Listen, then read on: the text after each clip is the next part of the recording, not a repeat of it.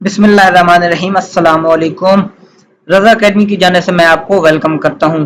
آج کے لیکچر میں ہم شروع کریں گے سوشیالوجی 101 کا لیکچر نمبر 1۔ دوستو لیکچر شروع کرنے سے پہلے اگر آپ نے ہمارے چینل کو سبسکرائب نہیں کیا تو ہمارے چینل کو سبسکرائب کریں تاکہ لیٹسٹ آنے والی ویڈیوز کا نوٹیفیکیشن آپ حاصل کر سکیں۔ تو چلیے چلتے ہیں لیکچر کی جانب۔ سب سے پہلے ڈیفینیشن پڑھ لیتے ہیں۔ Sociology is the scientific study of human social life groups and societies۔ کہ سوشیالوجی میں ہم کیا کرتے ہیں کہ ہم ہیومن لائف کو، گروپس کو یا سوسائٹیز کو ایکسپلور کرتے ہیں، ان کا انالیسس کرتے ہیں۔ کس کے through? Scientific studies. Scientific studies سے کیا مراد ہے کہ ہم اس میں آبزرویشن کرتے ہیں، ٹھیک ہے، جس طرح ہم ایکسپیریمنٹس کرتے ہیں، اسی طرح اس میں ہم کیا کرتے ہیں، اس میں ہم دیکھتے ہیں کہ لوگوں کا بیہیویئر کیسا ہے، ٹھیک ہے، کسی خاص ایونٹ کے بارے میں لوگوں کا جو ہے نا ایک کیا کہتے ہیں اس کو، لوگوں کا کسی ایک خاص ایونٹ کی طرف بیہیویئر کیسا ہے، تو وہ ہم کس کے تھرو اینالائز کرتے ہیں؟ سوشیالوجی۔ سوشیالوجی کیا ہے؟ Scientific study of human social life, کہ ہماری جو زندگی ہے، یعنی کہ ہم جس طرح ایک دوسرے کے ساتھ ملتے جلتے ہیں، تو اس کی جو اسٹڈی ہے سائنٹیفک طریقے سے، اس کو ہم سوشیالوجی کہتے ہیں۔ No sociology as a distinct discipline before the advent of 19th century۔ یعنی کہ 19th century سے پہلے کوئی سوشیالوجی کو علیحدہ سے ایک سبجیکٹ نہیں تھا۔ اس وقت بھی ظاہر سی بات ہے لوگ رہتے تھے تو وہ تجربات تو کرتے تھے، ایکسپیریمنٹس کرتے تھے، آبزرویشن کرتے تھے، لیکن علیحدہ سے سوشیالوجی کوئی ایک سبجیکٹ کا نام نہیں تھا، ٹھیک ہے۔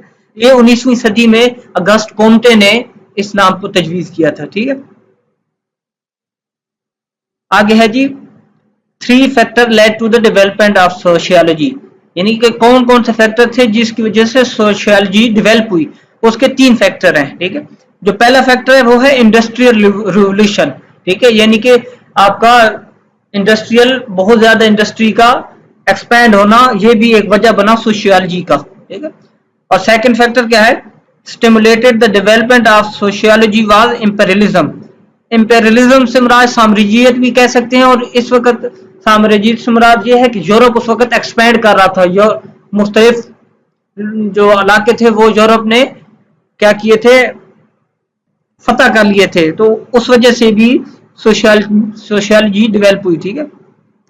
اور جو تھرڈ فیکٹر ہے، the third impetus for the development of sociology was the success of natural sciences۔ اور یہ جو آپ کو پتہ ہے 19th سینچری ہے، یہ بہت بڑا سائنسی انقلاب بھی تھا۔ تو نیچرل سائنس جیسے آپ کو پتہ ہے اکنامکس ہے، اکنامکس ایک نیچرل سائنس ہے، ٹھیک ہے۔ تو اس میں مختلف نظریات ڈیولپ ہوئی ہے جس کی وجہ سے سوشیالوجی کو بہت زیادہ ڈیولپمنٹ ملی۔ آگے چلتے ہیں، چلے ابھی 1 by 1 ان فیکٹر کو ڈسکس کر لیتے ہیں۔ دا فرسٹ فیکٹر، ٹھیک ہے، by the mid 19th century Europe was changing from agriculture to factory production, emergence of new occupation as well as new avenue of employment away from the land، ٹھیک ہے۔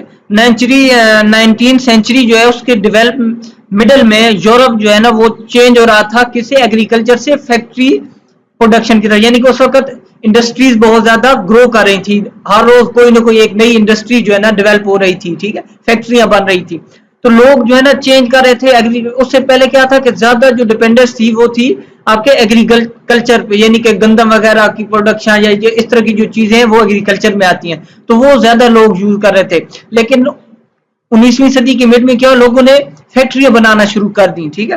تو factory بنانے کی وجہ سے اس میں پھر نئے آکوپیشن لیے، جیسے آپ کا ریسپشنسٹ کا ہے، اسی طرح آپ کی یہ جو فیکٹریز ہیں ان کی مشینوں کو آپریٹ کرنے کے لیے آپریٹر کی ضرورت ہوتی ہے، تو اس طرح کے جو آکوپیشن تھے یہ ڈیولپ ہوئی ہے۔ تو لوگوں نے کیا کیا؟ لوگوں نے اربن ایریا یعنی کہ سٹیز کی طرف موو کرنا شروع کر دیا کہ فیکٹری میں جا کے کام کریں گے۔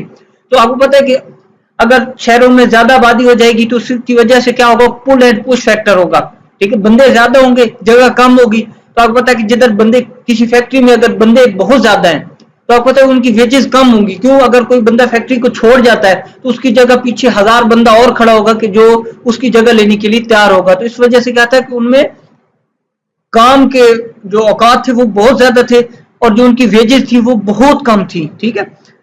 کچھ عرصہ گزرا، اس کے بعد لوگوں نے یہ جو جگہ تھی اس پہ مختلف قسم کے آئیڈیاز ڈیولپ کیے، یعنی کہ پولیٹیکل، جیسے جیسے وقت گزرتا گیا لوگوں میں شعور آنا شروع ہو گیا، تو انہوں نے کہا ہم اتنا زیادہ کام کیوں کریں اور ہم اتنی لو ویجز پہ اتنا زیادہ کام کیوں کریں۔ तो लोगों में एक सेंस आना शुरू हो गया डेमोक्रेसी और पॉलिटिकल राइट्स के हवाले से कि हमारे जो है ना इतनी वेजेस कम नहीं होनी चाहिए, इतने ज्यादा आवर्स नहीं होने चाहिए काम के, ठीक है। आगे जो सेकंड फैक्टर था उसमें था कि यूरोपियन जो है उस वक्त पूरी दुनिया पे काबिज हो रहे थे। आपको पता है कि 18वीं यानी कि 19th सेंचुरी में जो यूरोप था वो दुनिया के आधे से ज्यादा हिस्से पे तो कब्जा कर चुका था। तो जब वो जिस तरह अभी पाकिस्तान बनने से पहले आपको पता है कि इधर ब्रिटिश की हुकूमत थी, तो वो क्या था कि दे वर expose to radically different cultures, ठीक है। रही बात है जो यूरोप का कल्चर था वो और था, जो पाकिस्तान और ये जो एशिया का था ये और था। जब वो यहाँ आए तो उन्होंने देखा कि इन लोगों का कल्चर बड़ा डिफरेंट है, तो उन्होंने सोचना शुरू कर दिया कि ये डिफरेंस कल्चर में डिफरेंस क्यों है। तो ये भी फैक्टर एक बना सोशियोलॉजी की डेवलपमेंट में। एंड थर्ड फैक्टर क्या था, people move to question fundamental aspect of the their social world, they start using scientific method, systematic observation, objectivity to the study of human behaviour, ठीक है। और ये जो 19th सेंचुरी है इसमें साइंस ने बहुत ज्यादा तरक्की की। तो इसमें मुख्तलिफ अब होता है कि कोई भी अगर साइंस का एक नया रूल बनता है तो वो किस तरह बनता है, पहले ऑब्जर्वेशन की जाती है, ठीक है, उसके बाद ऑब्जर्वेशन के बाद एक्सपेरिमेंट किए जाते हैं।